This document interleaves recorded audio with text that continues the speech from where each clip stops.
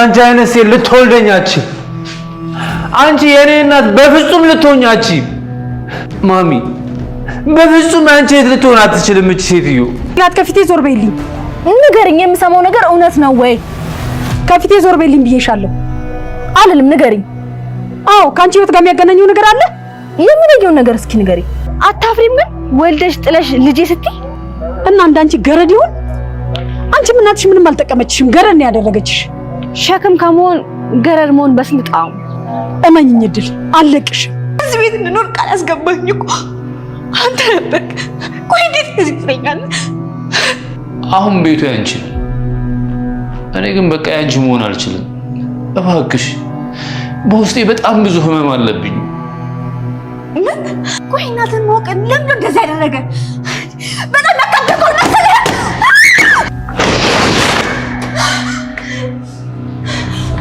እድል በቃ ታይኝ ቆይ ሰው ሲጣላሽ አታውቂም እንዴ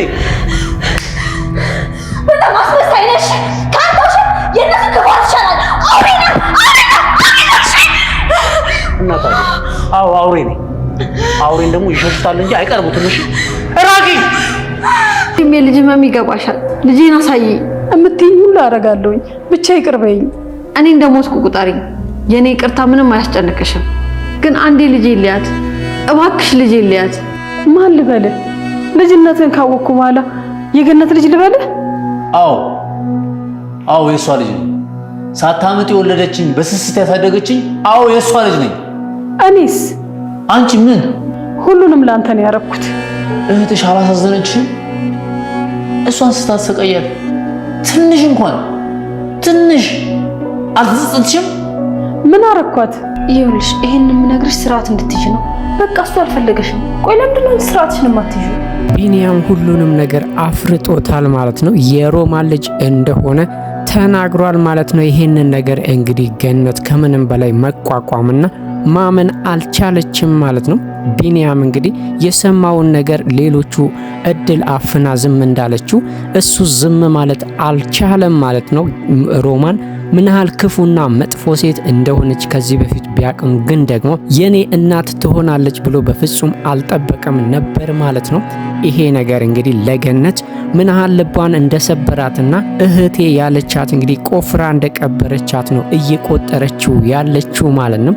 ሮማን እንግዲህ ሁሉም ነገር እንደጠበቀችው አልሆነላትም ምክንያቱም ቢኒያም እናትነቱን ሲያቅ ሊቀበለኝ ይችላል ብላ ነበር ያሰበችው እሱ ግን የበለጠውን ነው የጠላት ማለት ነው አይኗን ራሱ ማየት አይፈልግም ምክንያቱም የሰራችውና ያደረገችው ነገር ይቅር የሚባል አይደለም ሮማንም እንግዲህ ቢኒያም እየሆነ ያለውን ነገር ስታይ ተስፋ እየቆረጠች ነው የሚመስለው ምክንያቱም ቢኒያም መቼም ቢሆን እሷን እንደ እናት እንደማይቀበላት እየደጋገመ እየነገራት ነው የተፈጠረውን ችግር ለማስረዳትና ለምን እንደዚህ እንዳደረገች ለመናገር እየሞከረች ነበር እሱ ግን አይደለም ከሷ ጋር ቆሞ ሊያወራ ይቅርና አይኗን ራሱ ማየት አይፈልግም ይሄ ነገር ሮማን ከጠበቀችውና ካሰበችው በላይ ሆኖባታል ማለት ነው በእርግጥ የሰራችው ስራ ይቅር የማይባል ነው ገነትን ብትሆን በጣም ነው ያዘነችባት እድሜዋን ሙሉ ለሷ ስታዝንና ስትንከባከባት ነበር የኖረችው እሷ ግን ከጀርባዋ ምን አይነት ነገር እያደረገች እንደሆነ ስታቅ ፍጹም ተስፋ ቆርጣለች ገነት በእህቷ ማለት ነው የኔ እህት ይሄንን እኔ ላይ ታደርጋለች ብላ በፍጹም አላሰበችም ክፉ እንደሆነች ብታቅም ግን ደግሞ የዚህን ያህል ጨካኝ ትሆናለች ብላ በፍጹም አልገመተችም ማለት ነው ሮማን እንግዲህ በቂ ምክንያት ወይም ደግሞ ይሄንን ነገር ያደረኩት ለዚህ ነው ብላ የምትለው ምንም ስለሌለኝ ልጄ ሀብትና ንብረት ማግኘት አለበት ብላ ስላሰበች ነው ግን ሮማን ገነት እያለች ያለችው ልጄን አሳድግልኝ ብትለኝ በፍጹም ፍቅርና በአክስትነት ፍቅር አሳድግላት ነበር ይሄ ሁሉ ዙሪያ ጥምጥም መሄድ ለምን አስፈለገ ብላ በጣም ልቧ ተሰብሯል ማለት ነው ቢኒያምም እንግዲህ ራሱን መቋቋም አቅቶታል ነገሮች እየተደራረቡበት ነው ያሉት ማለት ነው ከድል ጋር መተኛቱ ደግሞ ሌላ የልብ ስብራት ሆኖበታል ምክንያቱም እድል የገነት ልጅ እንደሆነች አውቋል ማለት ነው ነገሮች ተደራርበው ገነት መቋቋም እንዳትችል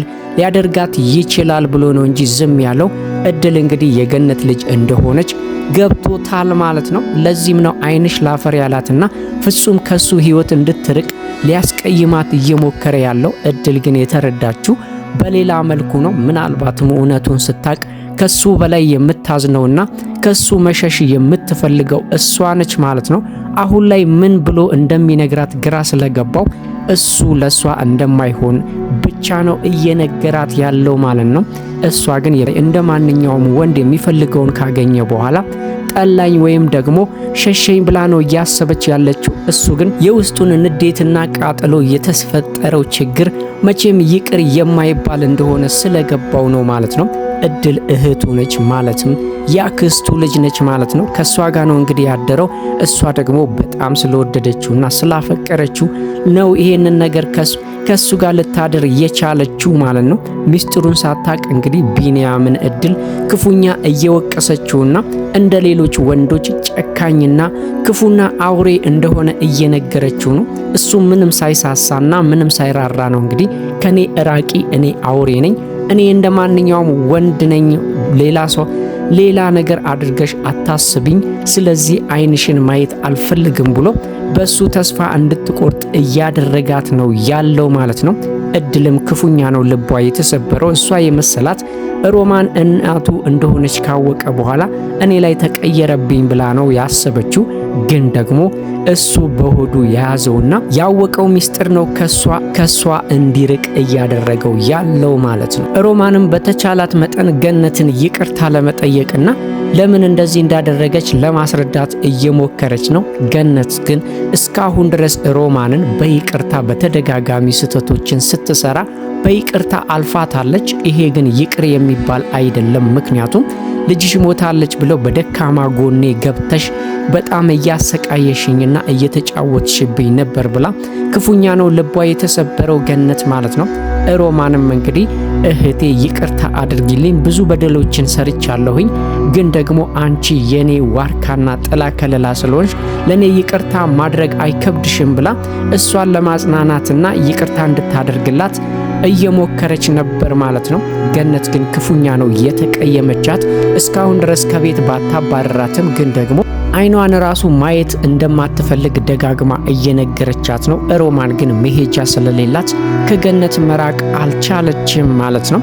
ይሄንን ሁሉ በደል ፊት ለፊቷ ላይ ቆማ እሷ ላይ ማድረጓ በጣም እየገረማትና ሮማን ምን ያህል ጨካኝ እንደሆነች ተገንዝባለች ማለት ነው። እድሉን አላገኘሽም እንጂ እኔንም ከመግደል ወደ ኋላ አትይም ብላ ጨካኔዋን ለመናገር እየሞከረች ነው ያለችው። ገነት በዚህ ብቻ አላበቃችም። የሮማን ማንነትን ስለተረዳች ቢያንስ ልጄን ራሱ አውቃችሁ ልገድላችሁ ሊሆን ይችላል፣ ግን ደግሞ አንድ ነገር ብቻ አድርጊልኝ፣ በህይወትሽ ብዙ በደሎችን በድለሽኛል፣ ግን የልጄን መቃብር አሳይኝ እያለቻት ነው ያለችው። ሮማን እንግዲህ ሌላ ትልቅ የሰራችው ስህተት ቢኖር እድል በህይወት እያለች ወይም የገነት ልጅ በህይወት እያለች እንዳለች እያወቀች ዝም ማለቷና ለዚህ ሁሉ አመታት እንግዲህ ገነት በሐዘንና በጭንቀት እንድትኖር ማድረጓ ሌላ የሮማን ጨካኝ ማንነቷ ነው ማለት ነው። ገነት ይሄንን ያወቀች ቀን እንግዲህ ለሮማን ያላት ፍቅርም ሆነ የእህትነት ስሜት ሙሉ በሙሉ እንደሚጠፋ ግልጽ ነው ማለት ነው። ምክንያቱም በተደጋጋሚ ሰብራታለች። ይሄንን ነገር ግን ገነት በፍጹም የምትታገስ አይመስለንም ማለት ነው። መቃብሯን ራሱ እንድታሳያት ደጋግማ እየጠየቀቻት ነው። እሷ ግን ሰበብና ምክንያት እየፈጠረች ከእውነታው እየሸሸች ነው ያለችው ማለት ነው። ቢንያም እውነቱን ስላወቀ እንግዲህ ነገሮች በዚህ የሚቀጥሉ አይሆንም። ሲረጋጋና ወደ ማንነቱ ሲመለስ እውነታውን ሊናገር ይችላል። ሮማንንም በጎን እየተናገራት ነው ያለው። መጀመሪያ ላይ ያወቀባት መስሏት እንግዲህ ደንግጣ ነበረ። ግን ደግሞ በድንገት ወይም ደግሞ ሳያስበው የተናገረ ነው የመሰላት ማለት ነው። እድልን ስንት ጊዜ ነው የምትገሊያት ብሎ ቅኔ ሊነግራት ሞክሯል ማለት ነው። የተናገረው ነገር ለጊዜው አስደንግጧት ነበር፣ ግን ደግሞ ሳያውቅ ወይም ደግሞ ሳያስበው ነው ብላ ነው ያሰበችው ማለት ነው። እሱ ግን በትክክል እውነታውን ነበር እየተናገራት ያለው ማለት ነው። ቢንያም እንግዲህ እድል የማሚ ልጅ እንደሆነች ሙሉ በሙሉ አምኗል ማለት ነው። ይሄ ቤትም ሆነ ማሚ ያንቺ ነች እያለ ለመናገር እየሞከረ ነበር ማለት ነው። እድል ግን አሁን ላይ እሷ እያሰበች ያለችው በቀጥታ አስተሳሰብ በቀጥታ ነው ማለት ነው። እሱ እውነታውን ስላወቀ ነው ሙሉ በሙሉ የተቀየረባት ማለት ነው። ሜላትም እንግዲህ አሁን ላይ ያለችበት ሁኔታ ግራ የሚያጋባ ቢሆንም ግን ደግሞ ያን ያህል ሜላት እንደሌሎቹ ማንነቷና ቤተሰቦቿ የሚያሳስቧትና የሚያስጨንቋት አይደለችም ማለት ነው። ባገኘችው አጋጣሚ ተጠቅማ ህይወቷን ደስተኛ ሆና መኖር የምትፈልግ ሴት ነች ማለት ነው። ምናልባትም እንግዲህ ማሚ የተናገረችው ነገር ትንሽ ቆርቁሯታል። አንቺስ ብትሆኚ ማነሽ ወይም ደግሞ የማነሽ ብላታለች ማለት ነው። ሁለቱንም ልጅ እንግዲህ ሮማን ስላመጣች ምናልባትም ሮማን እንግዲህ የሚላት ማንነትንም ልታቅ ትችላለች ማለት ነው። ሜላት ግን አሁን ላይ እያሳሰባት ያለው እቤት ውስጥ ያለው ውጥንቅጥና ቢንያምን የራሷ ማድረግ ወይም እድልን ከዚህ ቤት ማባረር እንጂ ቤተሰቦቿን ማግኘት ወይም ደግሞ ማንነቷ አይደለም ማለት ነው። ለዚህም ነው እንግዲህ እድልን እዚህ ቤት ውስጥ ከእንግዲህ በኋላ መኖር እንደሌለባትና ቢንያምም ከዚህ በኋላ የሷ እንደማይሆን እየነገረቻት ያለችው ማለት ነው። እድል ግን አሁንም ድረስ እንግዲህ እውነታውን ስላላወቀች ቢንያምን የራሷ ለማድረግና ከሱ ጋር ለመሆን እየሞከረች ነው ያለችው።